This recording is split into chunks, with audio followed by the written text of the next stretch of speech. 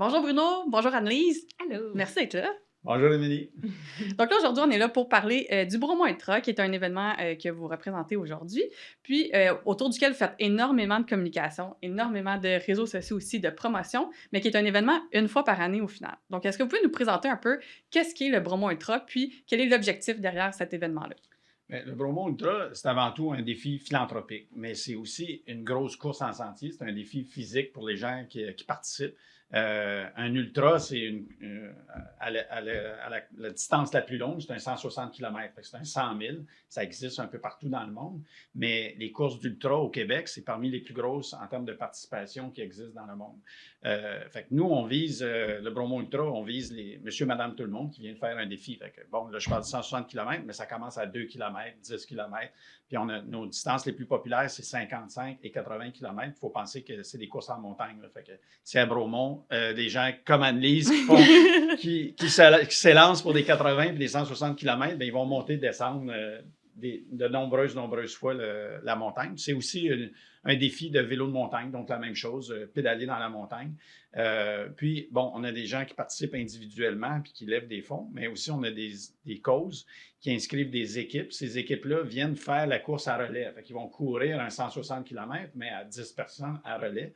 Puis, ils vont faire une levée de fonds à travers ça pour une cause. Fait qu'on a des causes régionales, très régionales, locales, nationales et même internationales. Fait le Bromont Ultra, depuis, là, on rentre dans la 12e année, ça a levé 4 millions de dollars en dons depuis les tout débuts. Fait en gros, c'est un peu ça. Le Bromont Ultra, comme organisme, c'est un OBNL.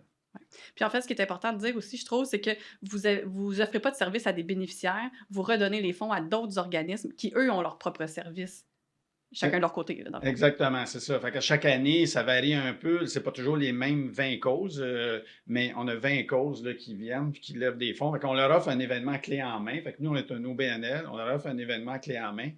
L'argent qu'on réussit à générer en termes de profit net est presque tout redistribué aux causes en dons. Fait que les causes, ils viennent, ils amassent des dons. Fait qu'une cause, typiquement, qui va ramasser 10 000 bien, elle va repartir avec plus que 10 000 parce qu'elle va avoir l'effet BU. L'effet BU, bien, ça vient du surplus qu'on a des inscriptions de nos commanditaires. Ça vient aussi d'entreprises qui s'impliquent dans le Bromont Ultra, qui viennent courir en équipe, mais qui, eux, redonnent à l'effet BU. C'est-à-dire qu'ils redonnent. Ils ramassent des dons, puis ils remettent à toutes les causes ces dons-là. Fait que nous, on reprend, eux, ils vont ramasser pour toutes les causes. Nous, on reprend cet argent-là, on le combine avec les profits nets qu'on a générés, puis on le redistribue aux causes. Puis c'est vraiment, je suis allée rencontrer l'année passée, dans le cadre d'un mandat de vidéo qu'on avait avec le Bromont Ultra, je suis allée rencontrer des organismes, puis il y a plusieurs organismes qui nous disaient que le Bromont Ultra, ça se trouve être leur plus grande campagne de financement de l'année. Donc, c'est vraiment rendu très important pour les causes puis les organismes. Oui, c'est ça. Moi, je m'occupe de l'organisation du Bromont Ultra, puis Annelise est notre ambassadrice, coureuse d'ultra-marathon, qui s'occupe aussi de nos réseaux sociaux. Donc, elle a plusieurs chapeaux, là, mais justement, l'année passée, en faisant des vidéos puis en démontrant l'impact du don, c'est une des choses qu'on fait au niveau communication là, pour mettre de l'avant nos causes, et pas seulement la course ou la portion vélo. Bien justement, Annelise, peux-tu nous parler du stunt que tu as fait l'année dernière pour aller justement prouver l'impact du don, mais ça a aussi donné extrêmement beaucoup de visibilité à l'événement? Oui, bien dans le fond, c'est Bruno qui m'a appelé un bon jour de printemps puis qui m'a parlé qu'il y avait eu une idée un peu folle dans un meeting avec un des responsables des organismes. C'est l'organisme Relief Aid qui amène de l'aide internationale à Gaza, en Syrie, en Ukraine, vraiment en territoire là, de guerre. Ils amènent de l'aide humanitaire. Puis, ils ont eu l'idée, on pourrait peut-être faire un lien entre les organismes, bien, en fait, entre les coureurs du Québec et les coureurs internationaux. Puis, on pourrait aller voir qu'est-ce que fait Relief Aid sur le terrain. Donc, aller voir l'effet des dons, justement, l'impact des dons sur les communautés locales, internationales. Puis, dans le fond, eux autres, c'est l'organisme international relié au Bromont Ultra. Puis là, ils ont dit, on a pensé à envoyer un coureur ou une coureuse là-bas, peut-être en Ukraine, tu sais, pour faire un lien, puis aller voir l'impact des dons. Là, je l'écoutais au téléphone, j'étais comme, ouais, OK, parfait, ouais, OK, puis à qui t'as pensé? Puis là, ben, on a pensé à toi. Donc, ça a été la petite graine qui a germé par la suite, puis on a décidé de se lancer, j'ai décidé de me lancer aussi puis avec l'accord de ma famille, mais... Oui, c'est ça, parce que quand on a lancé cette idée-là, des fois, tu sais, des bonnes idées en brainstorming, puis après ça, tu le regrettes un peu. C'est pas que je le regrettais, mais je disais, ouais, là, tu sais, je dis à Annelise, OK, va en Ukraine, faire l'impact du don. Le Bromo Ultra ramasse de l'argent, les familles réussissent à se bâtir des maisons grâce à ça, mais l'Ukraine, c'est un pays en guerre. Oui.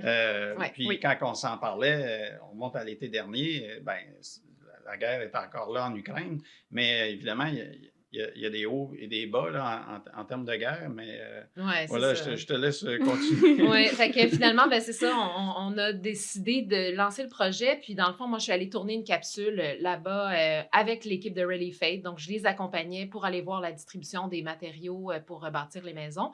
Et bien, grâce à ce stunt-là, on prend vraiment en fait, c'est un terme tout à fait marketing, là, mais ça a été comme un coup d'éclat, en fait, on peut le dire comme ça. Puis c'est ça qui a fait qu'on a eu une couverture médiatique, mais de rêve à quelque part, parce que je pense que jamais dans l'histoire du Bromont Ultra, il y avait eu une couverture médiatique d'une telle importance. J'étais en entrevue tous les jours pendant mon voyage en Ukraine, à 2, 3, 4 entrevues par jour. Donc, tous les grands réseaux, LCN, RDI, la presse, les grands journaux, La Voix de l'Est, vraiment, on a été couvert en anglais, CBC. On a vraiment eu une couverture incroyable grâce à ça. Puis on a réussi notre coup dans un sens parce qu'on a montré vraiment que l'argent qui est ramassé par les athlètes dans le cadre du Bromont Ultra fait du chemin, littéralement. C'est ça, parce que tu sais, l'impact de communication venait, parce que quand je disais l'idée de brainstorming, c'est que quand Annelise est arrivée en Ukraine le dimanche, mais dans la nuit de dimanche à lundi, ça a été la plus grosse attaque que la Russie avait jamais faite sur l'Ukraine. Donc, c'est un moment critique, charnière dans la guerre en Ukraine. Annelise s'est retrouvée une des seules Canadiennes, en fait la seule Canadienne en communication, mais c'est devenu comme journaliste là-bas. Du jour au lendemain. Vraiment, pendant que j'étais à l'aéroport en Pologne, quand je suis atterrie, j'avais fait une petite vidéo selfie pour dire, bon, voici ce qui se passe. Les centrales électriques ont été bombardées pendant la nuit sur Kyiv. Moi, je m'en vais là. Je ne sais plus quoi faire. J'attendais mon compagnon de Relief Aid qui s'en venait à l'aéroport. Puis là, moi, j'étais juste dans l'incertitude, puis c'est là que j'ai commencé à recevoir des messages de journalistes d'ici, des salles de nouvelles qui voulaient avoir des informations sur comment ça allait changer le trajet et tout. C'est ça, puis on avait, tu sais, comme là, on parle au BNL, mais nous, comme au BNL, on avait quand même bien positionné Annelise, qu'est-ce qu'elle allait faire là-bas, parce que les journalistes auraient pu dire, « Hey, Annelise, qu'est-ce que tu penses de, tu sais, t'es folle d'aller courir en Ukraine en pleine guerre, mais... on avait envoyé un communiqué de presse, c'était très clair, c'était quoi le but d'aller en Ukraine à ce moment-là? Bien oui, c'est un pays en guerre, mais oui, ils ont besoin d'aide. Puis voici ce que l'OBNL Bromont Ultra fait pour aider ces gens-là qui sont tous les jours dans la misère. Donc, l'impact du don était vraiment mis de l'avant. Ce qui est arrivé, c'est que tous les journalistes qui sont contactés, oui, ils voulaient parler de l'Ukraine, mais il n'y en a pas un qui n'a pas parlé du Bromont Ultra en même temps. Donc, on a fait exploser le Bromont Ultra dans un groupe cible qu'on n'avait jamais eu avant. Parce que notre groupe cible, ben, c'est les coureurs d'ultramarathon, principalement. C'est sûr, ça, c'est le défi. Mais le défi philanthropique, ben, il a toujours été important dans le Bromont Ultra. Mais il s'était perdu peut-être un peu à travers les années.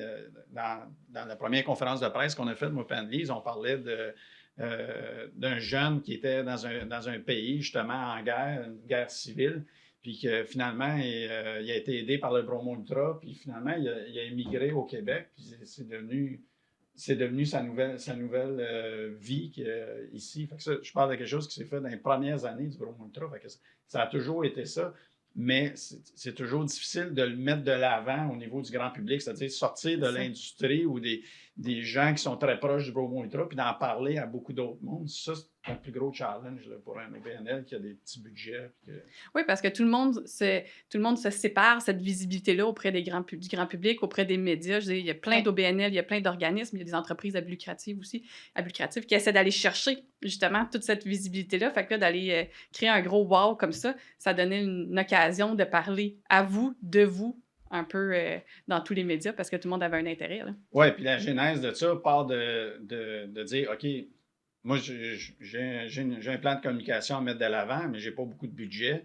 C'est qui peut m'aider là-dedans? Bien là, un peu par la bande, je trouve Anne-Lise qui court le Bromo Ultra sur différentes distances depuis des années, puis qui est évidemment une experte en communication, animatrice, chanteuse, comédienne, puis au bout de la mère de famille en plus, parce que c'était quelque chose qui jouait aussi, c'est-à-dire que le Bromo Ultra, c'est pas des coureurs d'élite là, qui courent partout dans le monde là, puis qui en font un travail professionnel.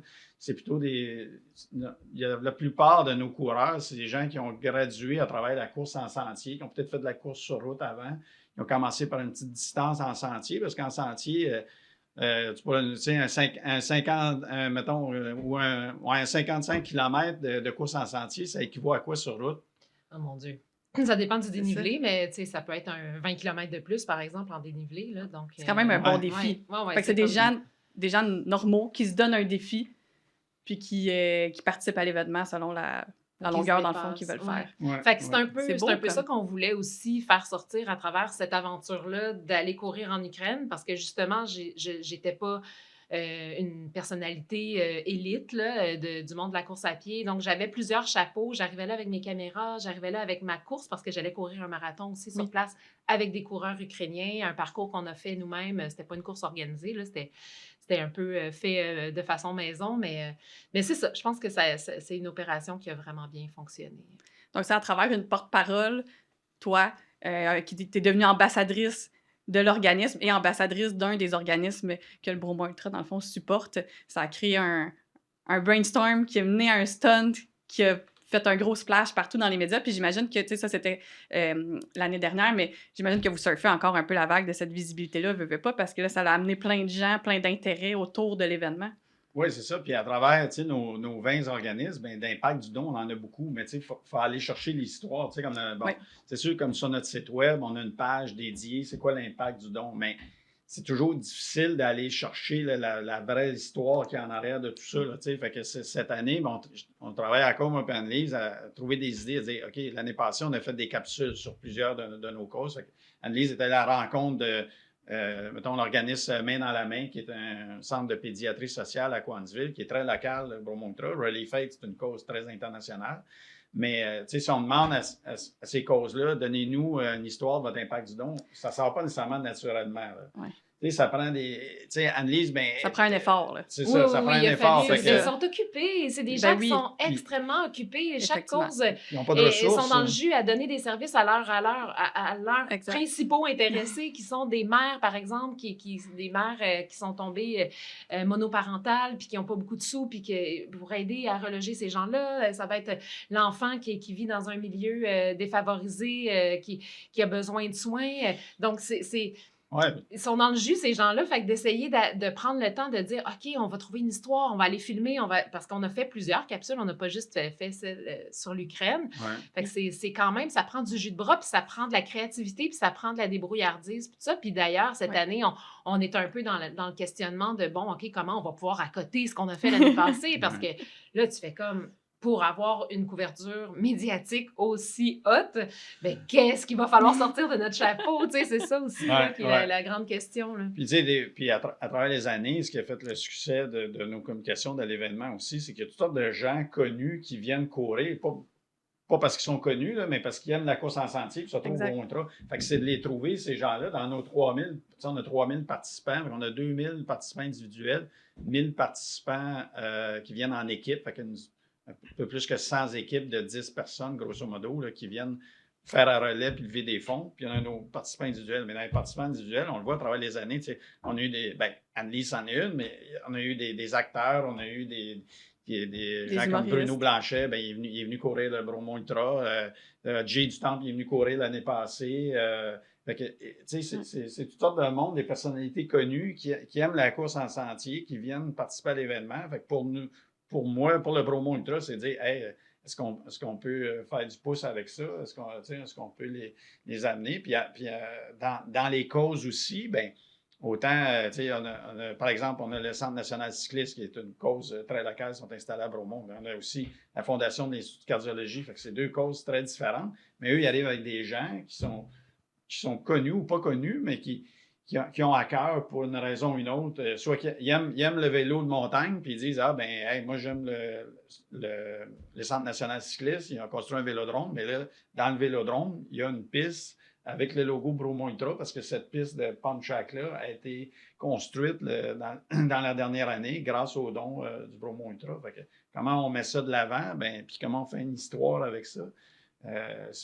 Il faut y réfléchir, puis il faut en faire un élément de communication. Parce que bien souvent, les organismes manquent de temps, manquent de jus de bras aussi pour le faire, donc vous êtes comme un peu obligé de le faire avec eux, pour eux, puis j'imagine qu'eux récupèrent cette communication-là après de leur côté. Tout à fait. L'année passée, on l'a vu, là, les organismes qu'on allait visiter, ils étaient tellement contents, puis tu sais, la directrice du centre de pédiatrie sociale qui était super excitée le matin quand je suis allée filmer des images, puis elle était « Merci tellement de faire ça pour nous », parce que c'est ça, tu sais, ils n'ont pas les ressources nécessairement, ils n'ont pas les budgets, ils aiment bien mieux que l'enveloppe qu'ils reçoivent du Bromont Ultra aide directement à offrir des services à des gens qui ont vécu des agressions sexuelles ou vraiment sur le terrain. Donc, les opérations marketing, pour eux, des fois, c'est pas la priorité, je dirais. Ouais. Puis en fait, ce qu'ils font, ben nous, c'est sûr, comme nous, ben, notre principal lieu de communication, c'est nos réseaux sociaux. Fait que ce que les causes font sur leurs réseaux sociaux nous aide aussi. Que nous, on est sur Instagram, on est très actifs sur Instagram, c'est là que je pense c'est là qu'on a le plus de followers. D'impact, oui. D'impact. Puis après ça, ben, on est sur Facebook. Là, on a commencé sur LinkedIn aussi, mais là, sur LinkedIn, c'est plus nos équipes entreprises, comment on met de l'avant nos causes aussi, puis nos équipes entreprises qui font des levées de fonds. Puis on n'est pas encore sur TikTok, mais c'est probablement quelque chose qu'on va garder dans le futur, d'être aussi sur TikTok. Oui, puis ce qui est intéressant, dans le fond, c'est que notre série de capsules qu'on avait fait l'année passée, ça s'appelait « Les alliés du Bromont Ultra ». Mais les alliés du Bromont Ultra, ben le Bromont Ultra est l'allié de ces gens-là aussi. Donc, pour eux, c'est vraiment un travail. Une fois que la cause, le Bromont Ultra l'endosse ou qu'il l'accepte parmi les 20 causes qui peut collecter des fonds pendant la fin de semaine, ben c'est vraiment un travail d'équipe là, pour nous, c'est de mettre en valeur ces gens-là puis le travail qu'ils font pour ramasser des causes pour des gens qui en ont besoin. Puis pour eux, ben, c'est de mettre en valeur le Bromont Ultra aussi à travers leurs équipes. Ils vont aller faire du team building en inscrivant des équipes puis en faisant des collectes de fonds en gang aussi. Donc, il y a tout un aspect party aussi, événement, c'est un happening. Ouais, donc, pour les équipes qui s'inscrivent, oui, c'est ça. Fait que pour les gens des organismes, c'est super précieux aussi. Oui, puis ce qui attire les gens, c'est qu'ils viennent participer à quelque chose de plus grand qu'eux. Tu sais, un 160 km, courir 100 000 en montagne, puis c'est combien de dénivelé déjà? C'est comme... Ben, c'est 10 fois monter, descendre, plus que 10 fois monter et descendre Bromont. Fait que, tu sais, c'est inimaginable pour monsieur, madame, tout le monde là, de faire ça. Mais pour Anne-Lise, ça fait partie de son plaisir. Tu as du fun à faire ça. J'ai du fun, certain. Je l'ai vu, Anne-Lise, l'année passée, il fait beau, mais l'année d'avant, il pleuvait, il faisait froid, il ventait. Tu étais là aussi, Émilie. Puis là, on a, tu sais, le week-end du BU, on a 450 bénévoles qui viennent nous aider. C'est fou. Puis, pour avoir vu un départ en pleine nuit, là, les gens partaient pour le 80 km. Fait que moi, je me lève dans la nuit, puis là, je m'en vais dans la tente de départ, puis je regarde ça. Il y avait vraiment 300 personnes qui étaient prêtes à partir à la pluie, en pleine nuit.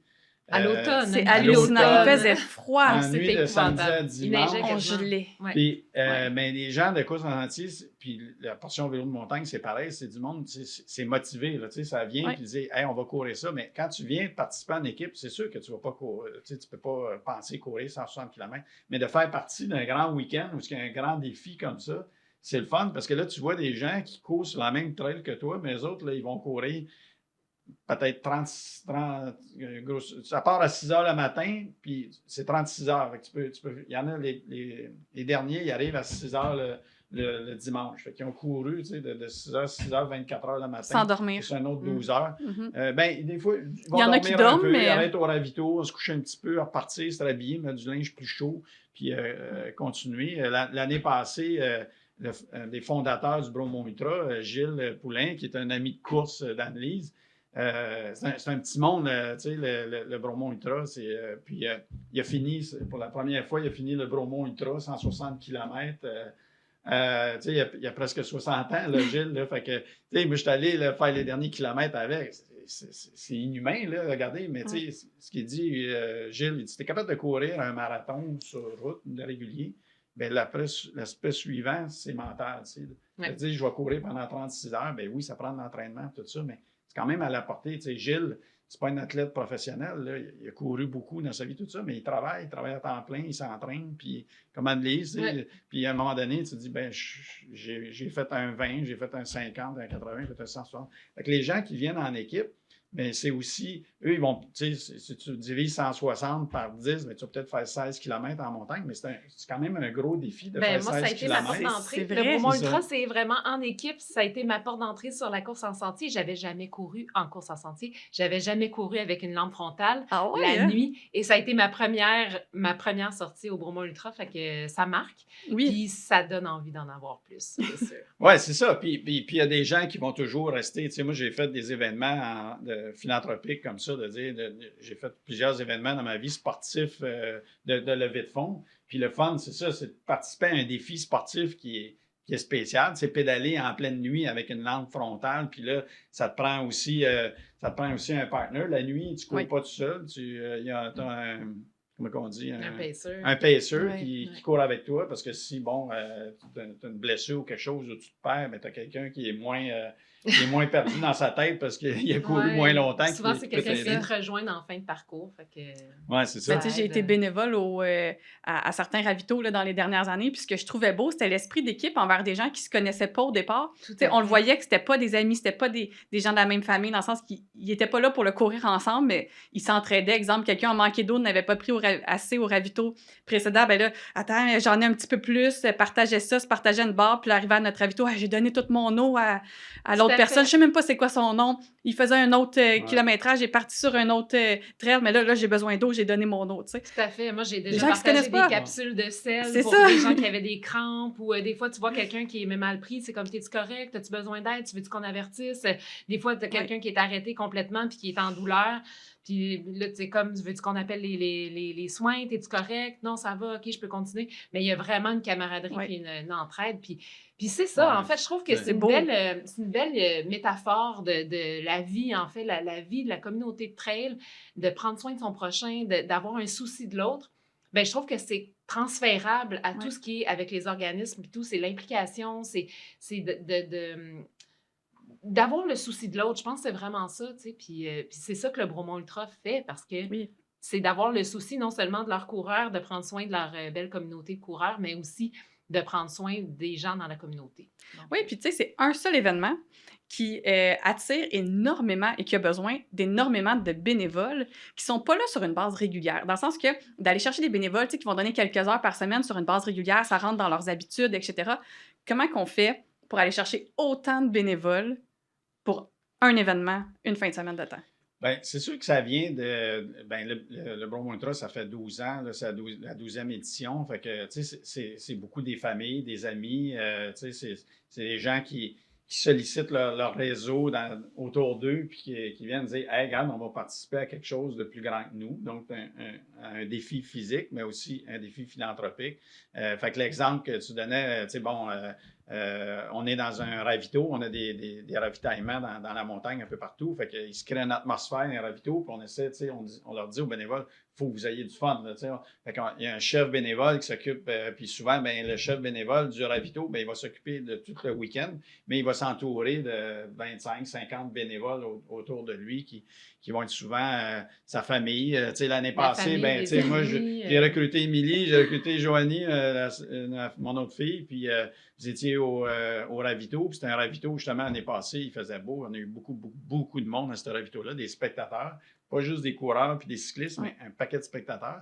Fait que là, c'était toute une gestion. C'est qui est ton king? Tu sais, c'est quelqu'un que je connais, là, c'est Joanie puis Émilie qui était là, puis mais avec toute une équipe. Les clubs de trail aussi, le club de trail de Bromont qui va amener des coureurs du club de trail qui vont venir donner du temps pendant la fin de semaine. Puis tu sens cette énergie-là quand tu es là. Tu sais, l'énergie des coureurs, comme tu dis, qui est le côté entraide, tout ça, mais les bénévoles, ils trouvent ça le fun parce qu'ils voient toute cette énergie-là qui arrive, puis ça se transfère, puis là, tu sais, ils se donnent... Puis le plaisir d'aider aussi, là, les bénévoles, moi, en tout cas, en tant que coureuse, je les vois, sont généreux, sont disponibles, sont contents d'être là, puis même dans les conditions où, tu sais, les conditions de Où il boîte faisait qu'on moins a beau déjà certaines vues, Ouais. ils sont toujours là avec le cœur sur la main pour aider, puis à quelque part, de donner du temps, c'est valorisant aussi. C'est le fun de donner, c'est le fun de se sentir utile. Fait que je pense que c'est comme un gros high après que, tu sais, la fin de semaine passe, les gens investissent du temps et tout, puis à la fin, tout le monde est brûlé raide, mais avec le cœur tellement rempli, que tu sois coureur, que tu sois bénévole, que tu sois organisateur, que tu sois à la gestion des réseaux sociaux, puis que tu vois arriver les athlètes. C'est fou, là. Puis, tu sais, c'est Chaque que chaise est le fun. C'est bien dit. les bénévoles, ils veulent sentir qu'ils font partie de quelque chose de plus gros qu'eux. Ils veulent avoir du plaisir. Ils veulent que ça soit à but non lucratif, justement. Ça, Oui. tu sais, fait que c'est important de toujours leur rappeler. Nous, c'est beaucoup de bénévoles qui nous disent, tu sais, si ça devenait... si c'était une entreprise privée, ben c'est sûr Il y a qu'on plus fera d'intérêt, pas non. ce qu'on fait là. Il faut faire attention de ne pas user nos bénévoles. Fait que ça, c'est quelque chose sur lequel on travaille aussi. Dire, un bénévole, des fois, il va en prendre trop. Tu sais, il va être content, mais à un moment donné, il va s'user lui-même dans le sens qu'il va essayer d'en faire trop. Pas qu'il va, il va en faire trop. Puis à la fin, il va se dire, ouais, mais là, tu sais, je suis fatigué. Le ou, citron, il est le pressé citron a au été complet, pressé, là, il va ouais. faire 2-3 ans, puis après ça, il va dire, bon, ben, tu sais, je vais me reposer, je n'ai assez fait. Fait que ça c'est quelque chose qu'on doit surveiller à chaque année. Assurer une relève, en fait. L'usure de nos bénévoles. C'est ça, ouais. Oui, parce que- d'avoir un relais, là. Ou Oui, des- puis ils ont soit- une expertise, une expérience qui accumule à chaque année. Tu veux les garder, mais il faut que tu prennes soin d'eux à leur place, finalement. C'est ça, c'est Oui. ça. Fait que des fois, Exact. c'est de les changer de place, leur proposer quelque chose de différent. C'est aussi de bien définir c'est quoi les tâches du bénévole. Fait que là, nous, par exemple, nous, on subdivise. Fait que on a des gens qui s'impliquent en amont du BU à partir à partir de la fin de l'événement qui est au mois d'octobre, mais en novembre, il faut déjà commencer à travailler. Fait que ça, c'est plus des contractuels avec lesquels on a un peu de budget. Mais on a quand même des bénévoles aussi. Puis à la fin, ben, on a 25 chefs bénévoles qu'on essaie de prendre plus soin, de leur expliquer comme il faut c'est quoi la mission du Bromo Ultra de l'OBNL. Puis ensuite, ben, eux, on les aide, mais ils se recrutent une vingtaine de bénévoles chaque. Fait que 25 fois 20, fait qu'on arrive à peu près à 450-500 bénévoles. Fait que nous, quand on communique, bien, on peut communiquer, oui, à tous les bénévoles, mais on communique surtout à nos 25 chefs qu'on appelle, qui, eux, ont une responsabilité. Puis plus qu'ils ont une responsabilité claire et bien définie, bien, plus que c'est facile pour eux là, de voir où ce qu'on va aller. On a une plateforme aussi en ligne qui est très efficace où on peut inscrire. En fait, on a 3 volets à notre plateforme. Fait qu'on a le volet les gens qui viennent s'inscrire à la course à sentier ou au vélo de montagne. Après ça, les gens qui viennent s'inscrire comme bénévoles. Puis après ça, on a un autre bout de plateforme qui est les équipes, faire un don. Fait qu'une équipe qui s'est réunie, on est 10, on court pour les femmes en difficulté à Montréal pour un organisme, on a notre équipe qui est sous cette cause-là. Mais on a vraiment une plateforme bénévole où le bénévole va s'inscrire, il choisit ses heures de disponibilité, puis il choisit qu'est-ce qu'il veut faire. Tu sais. Fait qu'on peut l'orienter là-dedans, mais à la fin, c'est que quelques jours avant l'événement, bien là, on sait exactement nos plages horaires qui sont remplies et ceux qui ne sont pas remplis. Fait que là, au lieu de, généralement, on va dire un bénévole, 4-5 heures de ta plage, c'est suffisant. Mais si on en manque, bien là, on va aller demander à certains bénévoles, est-ce que tu peux faire 2 plages horaires ou est-ce que c'est des bénévoles qui ne se présentent pas, comme Émilie, vous avez fait. C'est trop que quand c'est la famille ou des gens proches, c'est toujours plus facile. Hein? Hey, Émilie, mon épouse, les petits-enfants... les autres bénévoles n'ont pas pu se présenter pour vous faire un 4 heures de plus, tu sais. Fait que, OK. Tu peux pas dire non, papa. Non, c'est ça. À la fin, tu manques un peu de nourriture, tu n'as plus de batterie dans ton cellulaire, puis, mais ça marche, tu as eu du plaisir pareil. Ben puis, oui. Mais ça vient aussi du fait que les participants, tu sais, les coureurs, les cyclistes, sont ultra sympathiques. Même quand ils sont complètement au bout de leur énergie, au bout de tout, là, sont encore gentils, puis avec nous, les bénévoles, tu sais, fait que ça fait partie de l'expérience. Puis tu sais, oui, c'est ça, on est nourris aussi quand on est bénévole là. L'expérience, en général, elle est fun. On a une tente s'il y a trop de soleil ou s'il mouille beaucoup. Donc, on est comme à l'abri quand même des intempéries. Ouais, Tu sais, comme bénévole, c'est quand même agréable. Oui, puis on rappelle souvent à nos participants que c'est des bénévoles là, qui vous reçoivent. Nous autres, des fois, Anne-Lise, elle le faisait l'année passée, sur les réseaux sociaux. À un moment donné, les réseaux sociaux, ils vont dire « Ouais, mais là, telle affaire, tu sais... me semble, vous ne devriez pas faire ça comme ça. Ben, tu sais, vous savez, c'est une équipe de bénévoles. Là. Fait qu'on fait du mieux qu'on peut, puis voici l'événement qu'on peut vous livrer. Fait que les gens, quand ils arrivent au ravito, ils sont très conscients que c'est des bénévoles qui les reçoivent là. Fait que, tu sais, il faut les remercier, il faut bien les traiter. Moi, pour avoir fait des activités, des fois, tu sais, tu fais du vélo, puis les policiers, tu es encadré par des policiers quand tu arrives aux intersections, tout ça. Mais juste des fois, d'aller remercier le policier qui, lui, est payé pour être là, il est pas un bénévole. Mais si tu n'as pas le policier, tu n'as pas d'événement. Tu sais, nous autres, si on n'a pas l'appui de la ville de Bromont, ben on n'a pas d'événement. Si on a, tu sais, BME Ski Bromont, qui est la montagne, Bromont Montagne d'Expérience, qui nous accueille sur leur terrain, dans leur stationnement, ben il faut qu'ils nous appuient aussi. Encore là, stationner 3000 autos pendant le week-end, mais en fait, c'est plus comme 5-6 000 voitures. Ben, c'est énorme. C'est toute une gestion. Il faut gérer ça, puis on gère ça avec des bénévoles, mais là, à un moment donné, quand c'est trop, ben, on ajoute des gardiens de garda, on demande à la sécurité publique de nous aider, puis ils viennent nous aider aussi. Puis on améliore. D'année en année, il y a des affaires, tu fais comme, OK, on va corriger le tir, on améliore. Mais c'est vrai que de le répéter aux participants et aux gens qui viennent les encourager aussi, les supporters, que c'est des bénévoles qui sont là, c'est vrai que ça fait une différence parce que, tu sais, les supporters, parfois, sont moins au courant de comment ça fonctionne, ce type de course-là, prennent beaucoup d'espace dans les sentiers pour encourager leurs coureurs. Ce qui est le fun d'avoir c'est super d'avoir des supporters, mais il faut aussi laisser les gens passer parce qu'il y en a qui sont qui veulent absolument réussir leur temps, leur objectif. Il y en a qui veulent gagner. Qui arrive, là, il court vite, c'est ça. Il y en a qui visent le podium aussi. Donc, tu sais, il faut laisser de la place, mais comme bénévole, de tasser les supporters qui, eux, sont là pour encourager, des fois, il faut faire attention, puis, mais... Puis on est dans un espace public aussi. Là. Ils ont bien... Oui, puis c'est le fun qu'ils soient là. On est dans des montagnes, il y a des gens qui courent, puis il y a des gens qui arrivent en vélo, qui ne sont même pas dans notre événement, puis qui prennent une piste de vélo de montagne qu'ils sont habitués de prendre. Mais normalement, la montagne est fermée. Mais là, il fait beau. Il dit, je vais y aller pareil. La montagne, il n'y a pas de clôtures tout le tour. C'est ça, on passe à côté des clôtures, exact. Ils partent en vélo dans une piste qui est plus normalement de vélo de montagne, mais nous autres, c'est la piste qu'on utilise pour courir ce week-end-là. Ouais.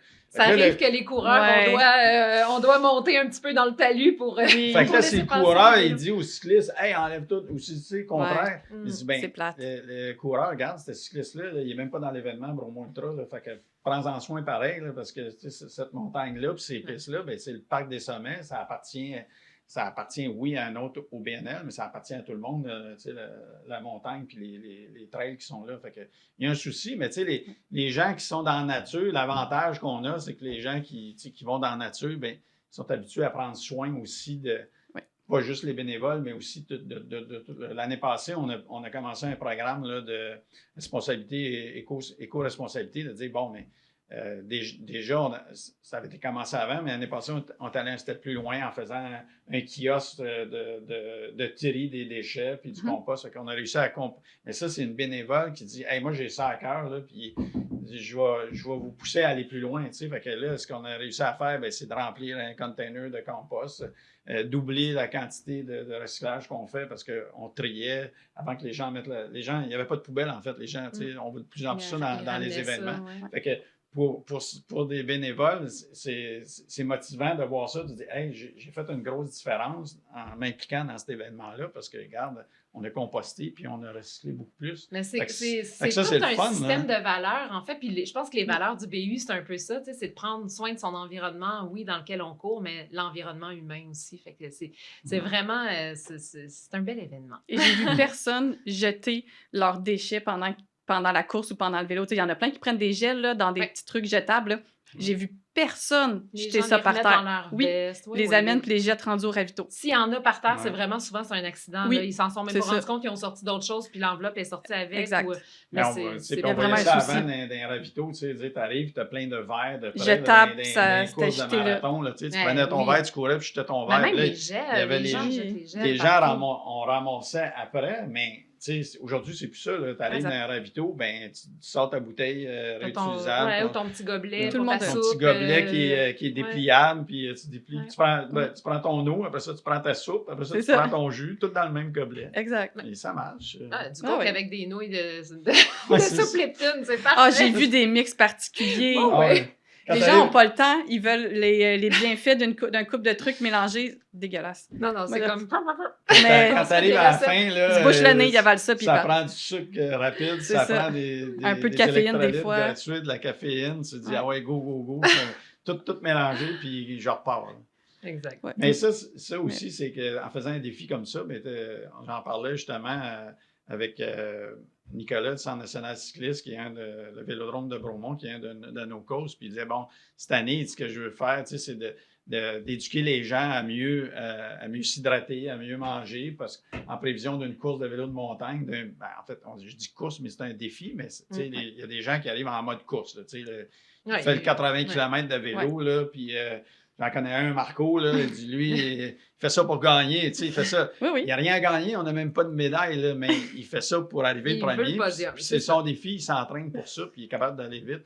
Mais après ça, tu as d'autres gens qui sont peut-être plus dans le milieu du parc, que c'est la première fois qu'ils font cette distance-là, puis là, ils ne s'attendaient pas à ce qu'il fasse chaud de même, mais là, il fait chaud. Fait que là, si tu ne prends pas ces électrolytes, bien, la dernière heure, là, tu vas bunker, puis là, la dernière côte, tu montes, tu n'es pas capable de la monter. Pourquoi? Mais c'est parce que tu es juste mal alimenté en partant. Là, si on est peut-être plus sensibilisés comme coureurs à ce genre de trucs-là. Hein? Les vélos, peut-être que, justement, vu que c'est des distances souvent qu'ils n'ont pas faites ou qu'ils n'ont pas faites en montagne, ils ont peut-être déjà fait sur route, mais... Puis là, tu arrives, là, ça prend plus de temps que prévu.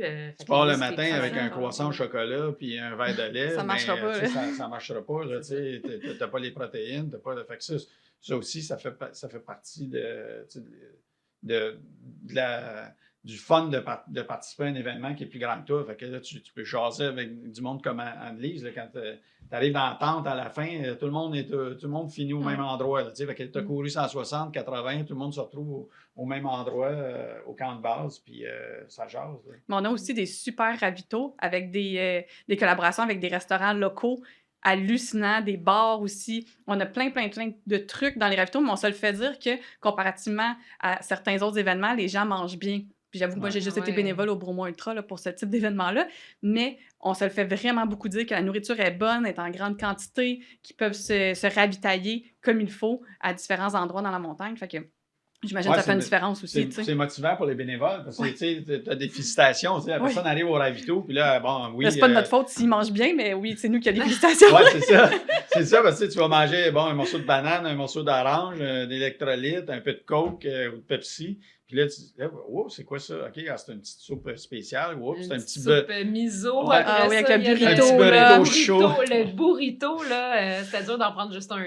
C'était délicieux. Puis ça marchait bien. Non, c'est ça. Puis, tu sais, ça, François, c'est un restaurateur là, qui fait les burritos. Puis, François, c'est un partenaire du BU depuis le début. Puis, il y a une fierté de faire quelque chose de spécial. Puis, de dire, tout le monde s'en souvient d'une année à l'autre. Puis là, ça, c'est des classiques que tu peux pas vraiment changer. Tu sais, non, c'est ça. Les gens, ils ont des attentes. Là. Quand tu arrives au troisième à ravito, c'est tel genre de nourriture. Puis, l'autre, c'est tel genre. Puis, tu sais, quand tu cours en pleine nuit, puis il fait froid, puis tout ça. Puis là, tu arrives, puis tu as quelque chose de goûteux, de chaud.